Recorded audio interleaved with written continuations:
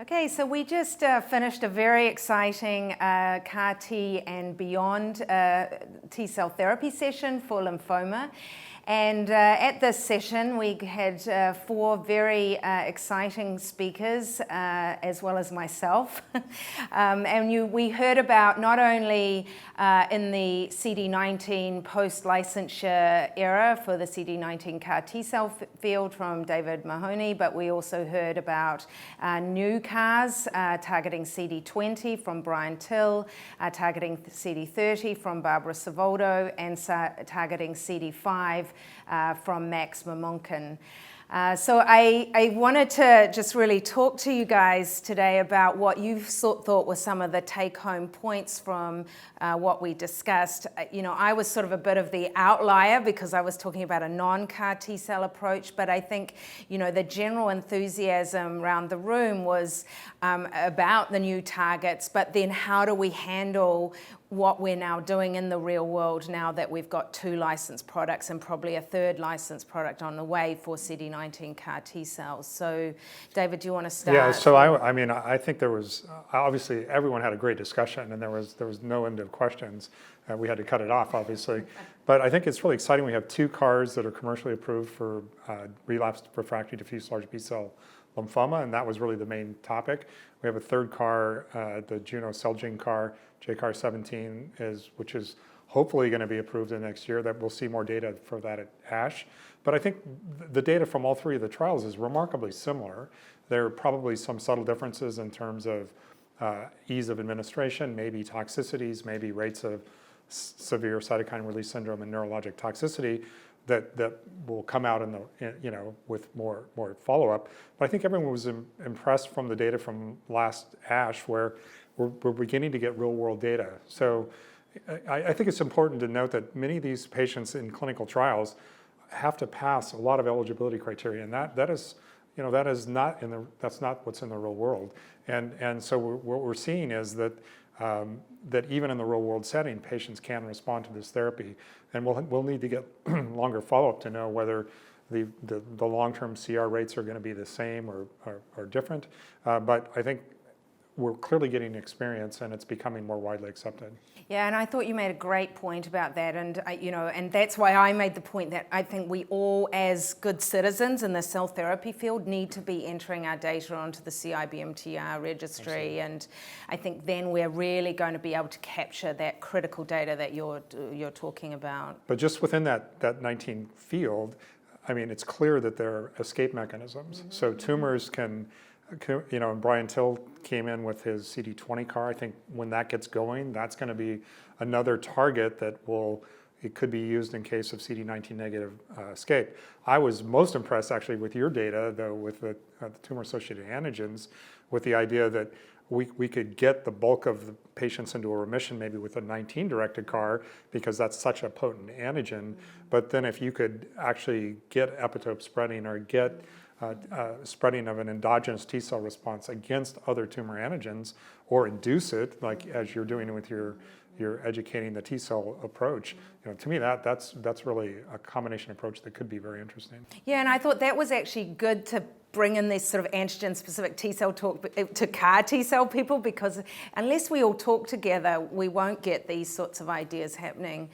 I think the audience was really refreshed to hear about CARs targeting other antigens outside of diffuse large B-cell lymphoma. So I think, Barbara, do you want to just highlight your Hodgkin data with the CD30 CARs, and then we'll talk to Max? The numbers are not as for CD19. This is more still academic type of studies, but I think yes, they are very remarkable responses in patient population that right now have failed most of the standard and also a new late line of therapies. So I think that is very hopeful. I think that in an era where we're using checkpoint inhibitor as well, again being able to associate and combine that with CAR T cell again to boost the epitope spreading, I think that goes again in the same line. And I think that for Hodgkin it will be, quite remarkable because we know that there are a lot of, antigen, cancer testis antigen that we could look at and see if indeed the T cells help with that. And how much are you making of the need for bendamustine in your lymphodepleting regimen? Because you showed this great data showing combination with bendamustine maybe increased your overall. Yeah, I don't think it's a significant difference. But I think the point is that everybody uses cyclophosphamide and fludarabine, which is great. But I think having an option, an alternative option for patients that may not tolerate well cyclophosphamide, or just as a preference, I think it's good to have now solid data there that the two regimens are definitely equivalent. Maybe a little better, but I don't want to.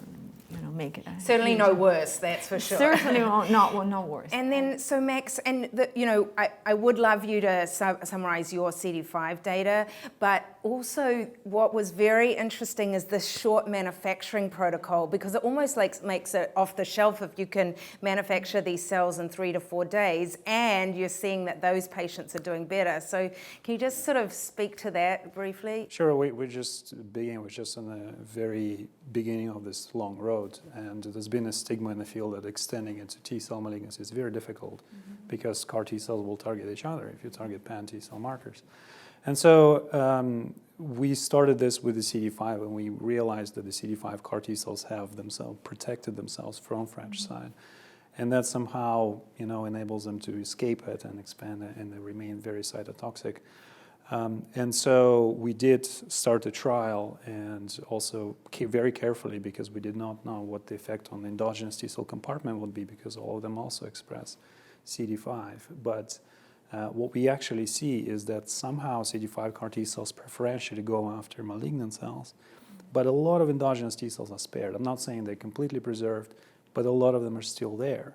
And as you pointed out, there are things that we start to see that may correlate with responses, and such as short manufacturing. One thing about CD5, as I said, CD5 gets downregulated, but there's continuous engagement of that antigen and cis, and there's continuous buzzing of that receptor. And so if it continues for a long time, the T cells eventually may become exhausted. And so we think that if we shorten the manufacturing time as much as possible to preserve their minimal differentiation as much as possible and give them to the patient so they go after the tumor, not kind of being more distracted, so to speak, that will help. And indeed, it seems like it does. So 3 out of 3 patients with short manufacturing produce complete remissions without ablating endogenous compartment, which is remarkable. But again, I'm trying to be careful not to extrapolate to the entire trial, because we're just beginning, but the results are definitely encouraging.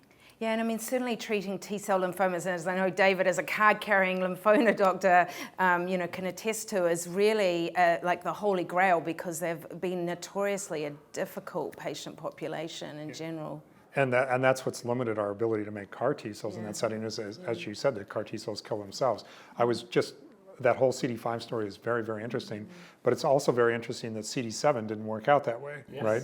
Yeah. You tried to do the same thing with CD7, and they just killed each other, right? So there was no escape. So the only way to approach that is to essentially knock out CD7 in the CARs, but I would then expect that would be incredibly lymphodepleting to the patient, right? So because you should presumably not recover from that, but so it's very, very interesting. I think everyone is, really, really eagerly looking at the results in CD30 and now the CD5, because we need approaches to tackle these T-cell malignancies, not just the B-cell malignancies.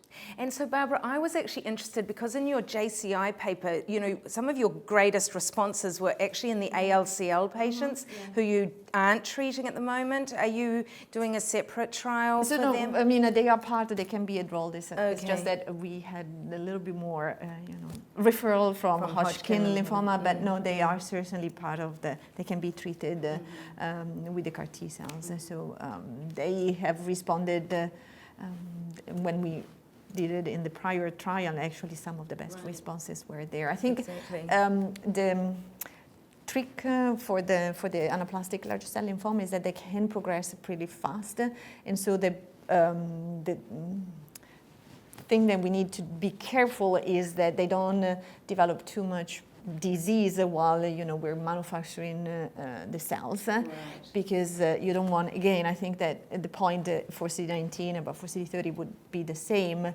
The bulk of the disease, how big this disease or how that matters, and will certainly create more toxicity, but also probably shorten the duration of our response. So that's very important, I think. Well, we could chat all day, just like during the session, but I think we should wrap it up here. And thank you so much. Thank you to my co-chair, Dave, and thank you, Barbara and Max. And I think, I look forward to this session for next year, because every year this session, the information that this is such a fast-growing field, and so the information we're getting, it's hard to almost keep up with what's coming out. So that's why these sorts of meetings are so important, and we thank the IWNHL. So thank you. Thank you. Thank you. Thanks.